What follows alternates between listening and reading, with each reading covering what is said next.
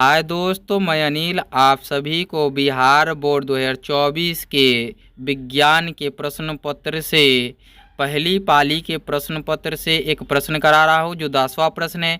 निम्नांकित में किस धातु का विस्थापन उसके लवण के विलयन से लोहा द्वारा होता है। तो ये प्रश्न देख लिया आपने। ऑप्शन इस प्रकार हैं। ऑप्शन ए में है तांबा, बी है सोडियम, सी है कैल्शियम, डी है मैग्नीशियम। मैं आपको बताऊं कि इसका जो सही उत्तर होगा तांबा होगा। तांबा क्यों? बाकी तीन जो दिए गए हैं सोडियम, कैल्शियम, मैग्नीशियम, ये तांबा और लोहा से दोनों से ज़्यादा क्रियाशील हैं। तो दोनों से ज़्यादा क्रियाशील हैं तो क्रियाशीलता के आधार पर ये तो लोहा से विस्थापित नहीं होंगे, और तांबा जो है लोहा से कम क्रियाशील है तो ये विस्थापित हो जाएंगे। आइए देखते हैं धातुओं की क्रियाशीलता का क्रम देख लेते हैं। सोडियम जो लिथियम से अधिक क्रियाशील है, कैल्शियम से ज़्यादा क्रियाशील लिथियम है, कैल्शियम मैग्नीशियम से ज़्यादा क्रियाशील है, मैग्नीशियम एल्युमिनियम से ज़्यादा क्रियाशील है, और एल्युमिनियम जिंक से ज़्यादा क्रियाशील है, जिंक लोहा से ज़्यादा क्रियाशील है, फेरस से ज़्यादा क्रियाशील है, और लोहा जो है टीन से ज़्यादा क्रियाशील है, SN स्टेनम होता है, और टीन जो है शीशे से ज़्यादा प्लम्बम से ज़्यादा क्रियाशील है, और प्लम्बम जो है कॉपर से ज़्यादा क्रियाशील है, कॉपर जो है अर्जेंटम अर्थात चांदी से ज़्यादा क्रियाशील है, और चांदी जो है सोना से ज़्यादा क्रियाशील है, और सोना जो है प्लेटिनम से ज़्यादा क्रियाशील है। मैं आपको बताऊं कि इसको जानने के लिए आवर्त सारणी को कक्षा 10 तक की समझ काफ़ी है।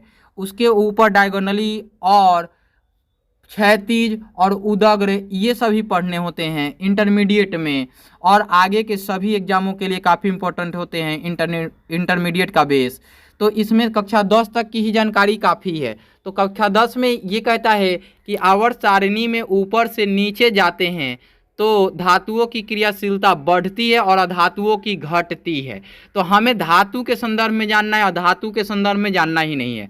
तो आवर्त सारणी में ऊपर से नीचे जाएंगे तो धातु की क्रियाशीलता बढ़ती है।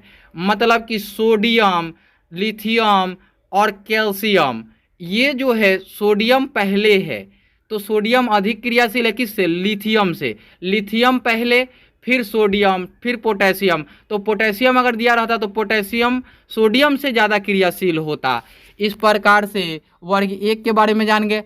और वर्ग 2 के बारे में देखते हैं। तो कैल्शियम जो है मैग्नीशियम से नीचे स्थित है तो मैग्नीशियम से ज़्यादा क्रियाशील है कैल्शियम। इसी प्रकार से एल्युमिनियम 13 वाले में है तो एल्युमिनियम क्या है? ज़्यादा क्रियाशील है। अब आते हैं कि क्षैतिज कतारों में क्या होता है। तो बाईं से दाईं जाने पर क्रियाशीलता पहले घटती है बाद में बढ़ती है। तो पहले घटेगी, तो जैसे ही ये जाएंगे बाईं से दाईं ओर जाएंगे तो पहले घटेंगी। तो आते हैं सोडियम, सोडियम में कैल्शियम, मैग्नीशियम, सोडियम के साथ 11 है तो 12 मैग्नीशियम है। तो सोडियम से कम क्रियाशील है कौन? मैग्नीशियम है। तो इस प्रकार से ये भी कथन सही हैं। ये भी कथन क्या है? सही हैं। इस प्रकार से इस प्रश्न में इतना ही।